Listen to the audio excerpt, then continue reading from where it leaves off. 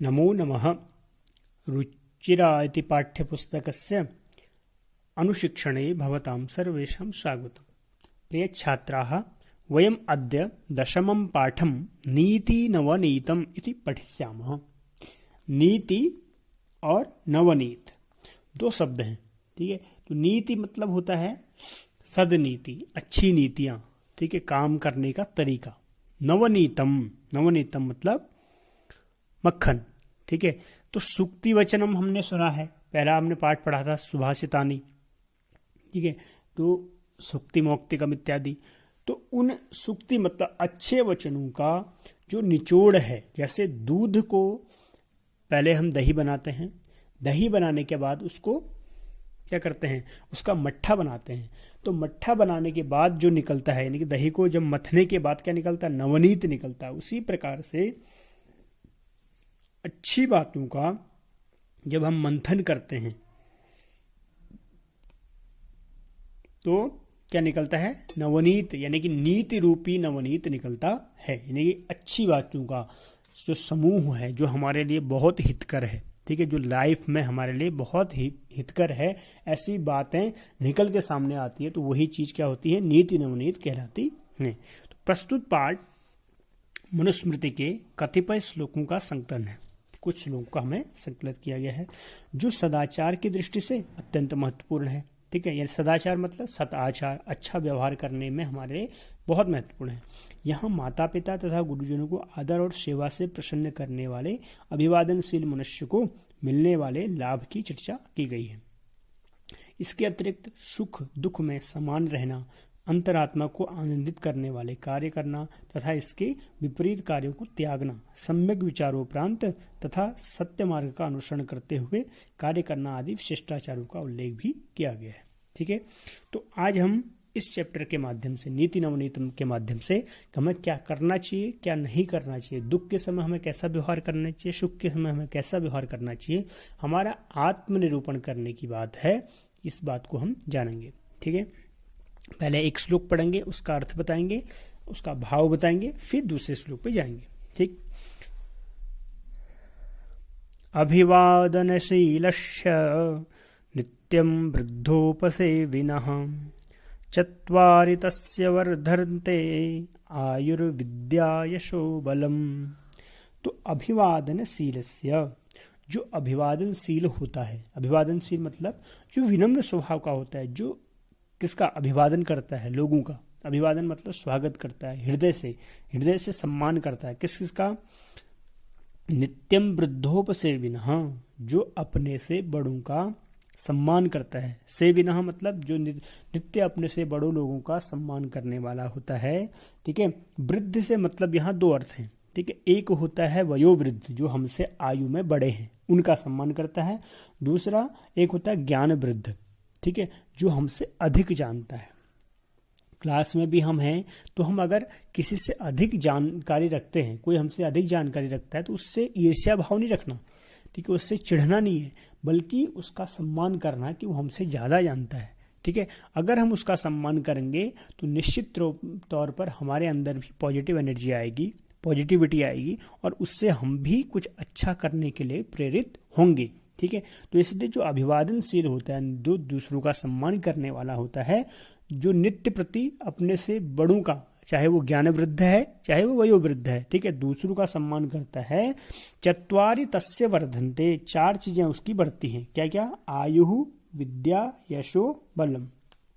उस मनुष्य की, जो मनुष्य अपने से बड़ों का सम्मान करता है, चाहे वो ज्ञान वृद्ध हो या वयोवृद्ध, उसकी चार चीजें बढ़ती हैं। क्या क्या, आयु बढ़ती है, विद्या यानी कि नॉलेज बढ़ती है, यश बढ़ता है, सम्मान बढ़ता है, और बल बढ़ता है, ठीक है। आत्मबल, मनोबल, शक्ति, देखिए शारीरिक बल, हर प्रकार का बल उसका बढ़ता है। तो अगर आप चाहते हैं कि आपकी चार चीजें बढ़ें, कौन कौन सी, आयु बढ़े, आपकी लंबी आयु हो, विद्या आप नॉलेजफुल हो, ठीक है, और यश आपका सम्मान हो, ठीक है, और बल आपको अगर चाहिए तो आपको कुछ नहीं करना, बहुत छोटी सी चीज है, बस सबके प्रति आप सम्मान का भाव रखें, ठीक है। अगर आप सम्मान देंगे तो आपको वापस में भी सम्मान ही मिलेगा, ठीक है। इसलिए जरूरी है कि आप दूसरों का, अपने से बड़ों का, चाहे वो आप आपसे नॉलेज में ज़्यादा बड़े हों चाहे आपसे आयु में बड़े हों, दोनों का सम्मान करना चाहिए। ठीक। यम माता पितरो क्लेशम सहेते संभवे नृणाम न तस्य निष्कृति शक्या कर्तुम वर्षशतैरपि। तो यम माता पितरो क्लेशम सहेते संभवे नृणाम, तो कहते हैं कि यम जिस कष्ट को माता पितरो यानी कि माता और पिता ने क्लेशम सहेते संभवे नृणाम, यानी कि जिस कष्ट को माता पिता ने हमारे जन्म के समय जिस कष्ट को सहन किया है, ठीक है, जितना कष्ट है उसमें से भी माता का कष्ट तो बहुत अधिक है। ठीक है, हम 9 महीने तक अपने माता के गर्भ में रहते हैं, तो उस अवस्था में, उस अवधि में, उस समयावधि में माता बहुत सारे कष्टों को सहन करती है। ठीक है, और ऐसा नहीं कि पिता कोई कष्ट सहन नहीं करता, उसके बाद भी पिता को बहुत सारे कष्ट सहन करने पड़ते हैं। ठीक है, बहुत सारी विपरीत परिस्थिति में हमारे लिए वो सब कुछ करने के लिए तैयार रहते हैं। तो इस प्रकार से जो हमारे माता पिता ने हमारे जन्म से लेकर के अब तक जितने कष्ट सहन किए हैं, ठीक है, संभवे नृणाम, मनुष्यों के जन्म के समय से अब तक जितने कष्ट माता पिता ने सहन किए हैं, न तस्य निष्कृति ही शक्या, न तस्य उस कष्ट की, ठीक है, न तस्य निष्कृति ही शक्या, उस कष्ट का निवारण या उस कष्ट की जो कृतज्ञता है उसको हम कर्तुम वर्ष शतैर, 100 वर्ष बीत जाने पर भी उसकी निष्कृति नहीं कर सकते हैं। ठीक है, उसको हम यानी कि उस ऋण से उर्ण नहीं हो सकते हैं कभी भी। जो कष्ट हमारे जन्म से लेकर के हमारे अब तक के जीवन काल तक हमारे माता पिता ने सहन किया है, उस कष्ट की निष्कृति हम जिंदगी भर भी नहीं कर सकते। इसलिए हमें कोशिश करनी चाहिए कि अपने माता पिता को कभी भी किसी भी प्रकार का कष्ट न दें। ठीक है, अगर जिस दिन हमारे माता पिता हमारे से दुखी हो गए, वास्तव में अगर वो जिस दिन उनके मुख से एक भी जो हमारे लिए कोई गलत शब्द निकल गए, तो समझ लो फिर कुछ न कुछ दुखी है हमारे माता पिता हमसे बहुत ज्यादा। अन्यथा कोई भी माता पिता अपने पुत्र के लिए, अपने पुत्री के लिए, अपने बच्चों के लिए गलत चीजें कह ही नहीं सकते। ठीक है, क्योंकि वो उनके ही प्राण स्वरूप होते हैं। तो इसलिए हमें कोशिश करके भी अपने माता पिता का दिल नहीं दुखाना चाहिए। ठीक है, आगे कहते हैं कि तयोः नित्यं प्रियं कुर्याद आचार्यस्य च सर्वदा तेष्वेव त्रिषु तुष्टेषु तपः सर्वं समाप्यते। बहुत बड़ी बात कही कि तयोर नित्यम प्रियम कुर्याद। तयोर, 2 तो हो गए माता पिता, ठीक है, तीसरे हैं आचार्य। ठीक है, आचार्य जो आपको पढ़ाते हैं। ठीक है, तो जो आपको ज्ञान देने वाले हैं ऐसे आचार्य और आपके माता पिता, क्योंकि सबसे पहली गुरु कौन होती है? आपकी माता होती है। ठीक है, फिर पिता से आप कुछ न कुछ सीखते हैं, फिर स्कूल में आकर के आप टीचर्स से कुछ न कुछ सीखते हैं। तो इन तीनों का आपको प्रिय करना है। प्रिय का मतलब क्या है? उनका भला नहीं करना। उनका भला से मतलब ये नहीं कि उनके लिए बहुत सारे पैसे कमा के ले आए आप, ठीक है, बहुत सारी सुख सुविधाएं दे दी, ये भला नहीं। अगर तीनों का सम्मान आपने मन वचन कर्म से कर लिया तो तेष्वेव त्रिषु तुष्टेषु, और आपके उस सम्मान से आपके आचार्य, आपके माता, आपके पिता यदि वो संतुष्ट हो गए, तेष्वेव त्रिषु तुष्टेषु, तेषु एव, ठीक है, इसमें कौन सी संधि है? तेषु एव में, तेषु प्लस एव, तो इसमें यण संधि, ठीक है, ऊ के बाद ए आया है, तो इसलिए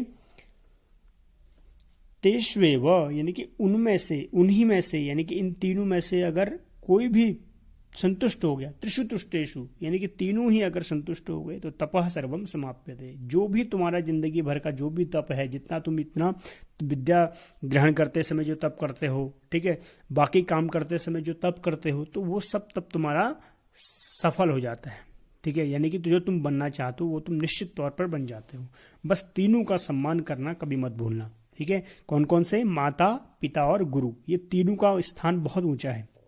अगर जिस दिन इनका अपमान किया और इनकी बद्दुआ पहले तो कभी ये दे ही नहीं सकते। ठीक है, ये 3 व्यक्ति ऐसे हैं जो कभी आपको बद्दुआ नहीं दे सकते, लेकिन कई बार अगर आपने उनका दिल इतना दुखा दिया, अगर उनके मन में ये भाव भी उत्पन्न हो गया तो उसका परिणाम बहुत भयानक हो सकता है। तो इसलिए कृपा करके इन तीनों का हृदय कभी नहीं दुखाना चाहिए। हो सके तो इनका सम्मान करें, क्योंकि इनका आशीर्वाद सबसे पहले लगता है, माता, पिता और गुरु का।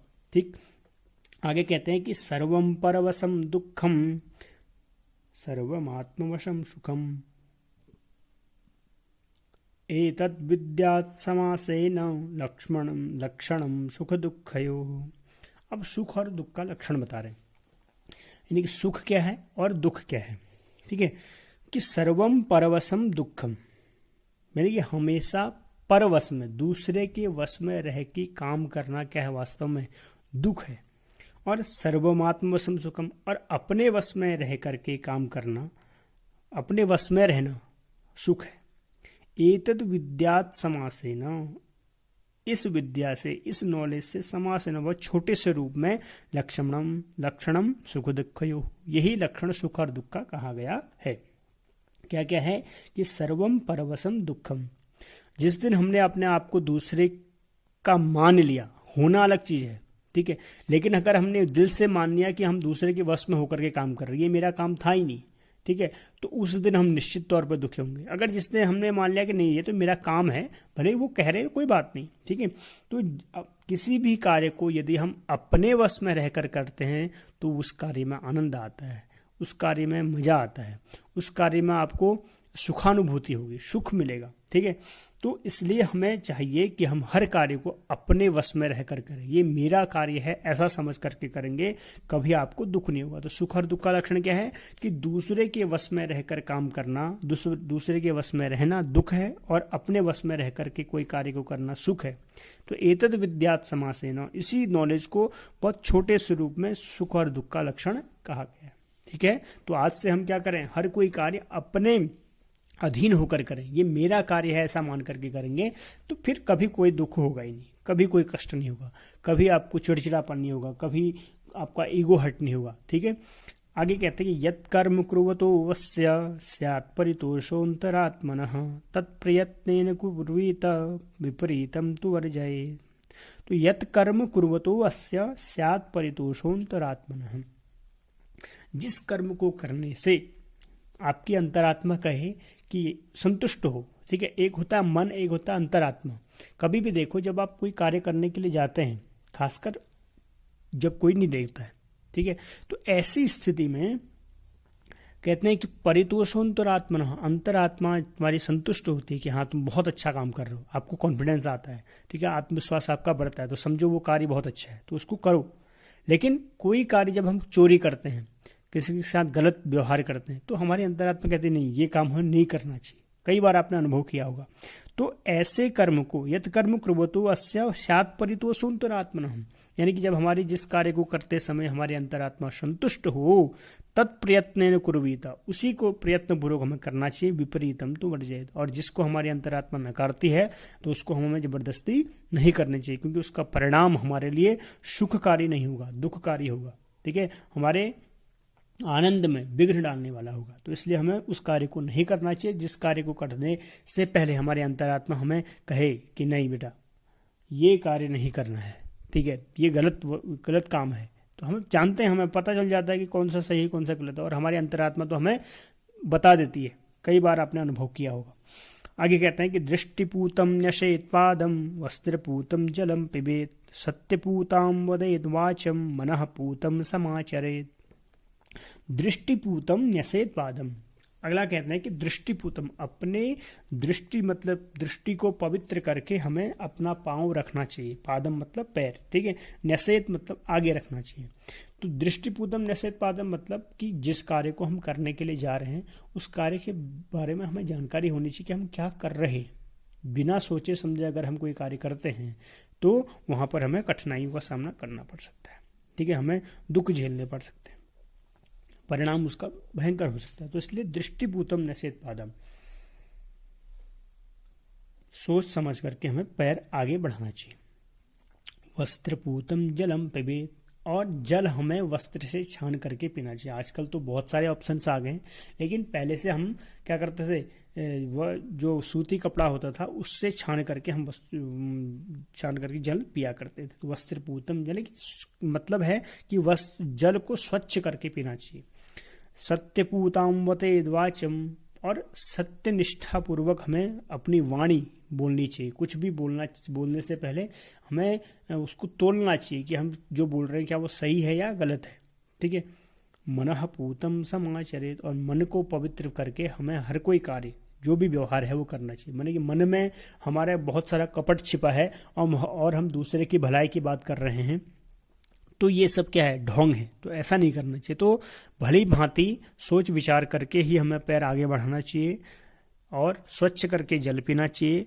सत्य निष्ठा पूर्वक हमें वाणी बोलनी चाहिए और मन को पवित्र करके ही हमें कोई कार्य करना चाहिए, तभी उस कार्य का परिणाम हमें सही मिल पाएगा। ठीक है, तो इस प्रकार हमें सही कार्य ही करना चाहिए। तो ये कुछ श्लोक थे जो हमारे लिए वास्तव में जीवन में आगे बढ़ने में बहुत अधिक हेल्पफुल होंगे। ठीक है, तो आप इनमें से एक भी श्लोक को अगर हम जीवन में ले आए, ठीक है, पुस्तके पठितः पाठः जीवने नैव साधितः किम भवेत् तेन पाठेन जीवने यौन सार्थको। जिस प्रकार से हम विज्ञान में क्या करते हैं, प्रैक्टिकल्स करते हैं, केवल थ्योरीज पढ़ करके हम आगे नहीं बढ़ते, वहाँ प्रैक्टिकल करते हैं। तो उसी प्रकार से इन सब का प्रैक्टिकल क्या है, ये भले ही थ्योरिकल हैं आपके सब्जेक्ट, ठीक है, लेकिन इनका भी एक क्या है, अब प्रयोग है। लेकिन इनकी प्रयोगशाला क्या है, हमारा जीवन है। ठीक है, उनकी लाइब्रेरी होती है या फिर लेबोरेटरी होती है, ठीक है, प्रयोगशालाएं होती हैं, लेकिन इन सब की जो प्रयोगशाला है वो हमारा जीवन है। तो हमें इन चीज़ों को अपने जीवन में अपना करके अनुभव करना चाहिए कि वास्तव में ये चीज़ें होती हैं, इसका परिणाम जो कहा गया है वो होता है कि नहीं। ठीक है, तो इनमें से अगर आपने एक पर भी अमल किया, ठीक है, एक का भी प्रयोग अपने लाइफ में किया, तो निश्चित तौर पर आप जो बनना चाहते हैं वो बन जाएंगे। यही आशा और विश्वास और आशीर्वाद आपके साथ है। ठीक है, तो इस चैप्टर से संबंधित जो अपने शब्दार्थ हैं उनको एक बार देख लेते हैं। ठीक, अभिवादनशीलस्य प्रणाम करने के स्वभाव के, ठीक है, वृद्धोपसेविनः बड़ों की सेवा करने वालों के, क्लेशम कष्टम निष्कृति निस्तार कुर्वतः करते हुए, परितोषः मतलब संतोष, अंतरात्मनः अंतरात्मा के हृदय की, कुरुवीत करना चाहिए, निषेध मतलब रखना चाहिए, पूतम मतलब पवित्र, नृणाम मतलब मनुष्य का, वर्षशतः ही मतलब 100 वर्षों में, समाप्यते समाप्त होता है, समासेन संक्षेप में, विद्यात जानना चाहिए, और सत्यपूता मतलब सत्य से पवित्र, सच से पवित्र जो वाणी है। ठीक, आप इसके शब्दार्थ लिख लीजिएगा। कल हम इसी चैप्टर से संबंधित जो इसके अभ्यास हैं उसको हम पूरा करेंगे। ठीक है, तो आशा है आपको आज का पाठ बहुत अच्छा लगा होगा। नीति नवनीतम, इससे कुछ न कुछ आप ग्रहण करके अपने लाइफ में कुछ परिवर्तन लाएंगे। ठीक है, तो आज के लिए इतना ही, तब तक के लिए नमो नमः, नमस्कार।